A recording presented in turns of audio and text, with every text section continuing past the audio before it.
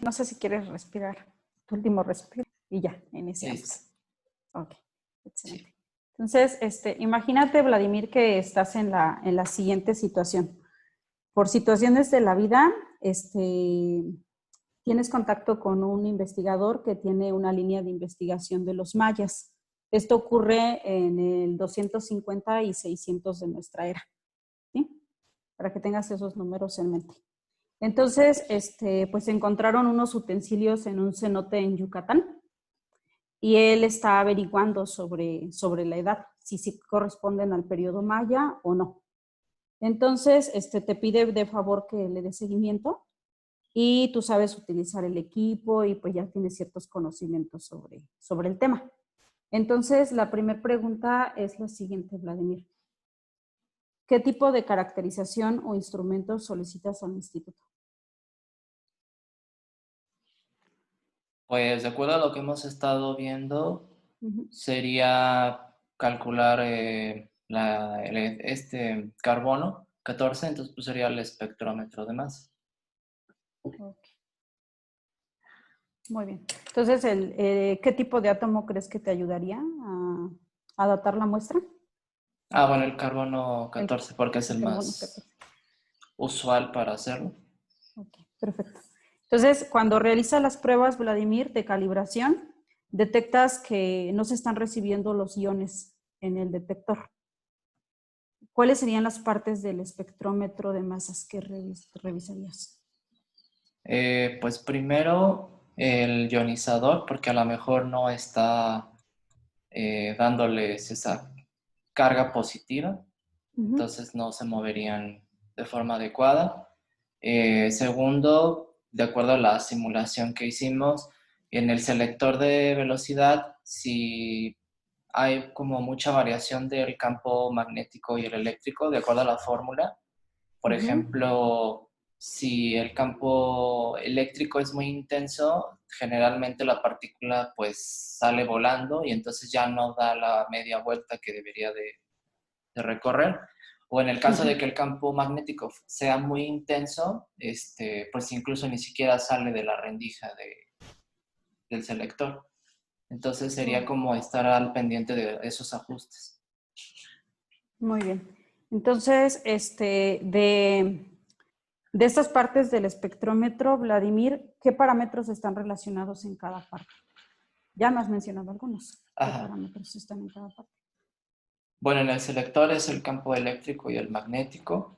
En el área donde hace la deflexión sería la masa de la partícula, la carga. Hay otro campo magnético también, que también influye en la dirección que va a tomar la partícula. Y pues sería la diferencia de potencial.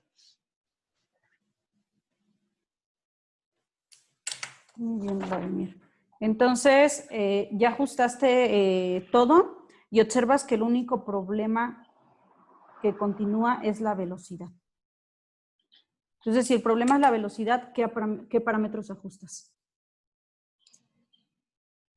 Pues sería, si es mucha velocidad, sigue siendo el campo eléctrico el que está muy intenso, porque de acuerdo a la fórmula de velocidad es igual a campo eléctrico sobre magnético, o sea, como es ahí en esa sería directamente proporcional, pues están saliendo con mucha fuerza. Ok. ¿Es el único parámetro que ajustarías o otro aparte del campo eléctrico?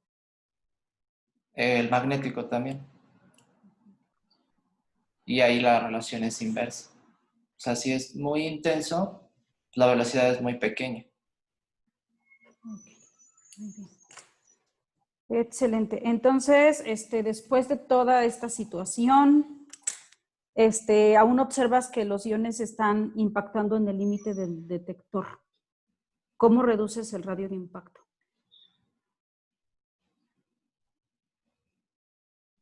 O sea, se están saliendo de la placa. Después,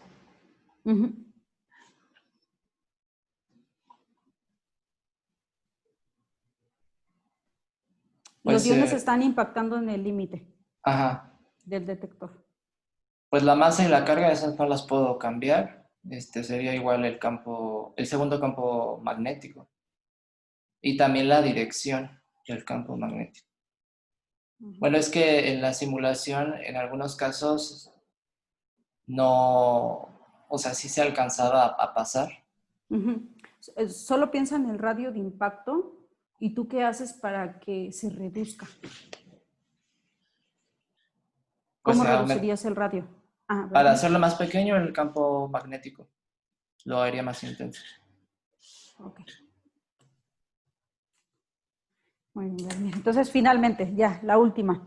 Ya una vez que tienes la muestra, etc., observas que el carbono 14 se redujo al 50%, es decir, alcanzó su vida media.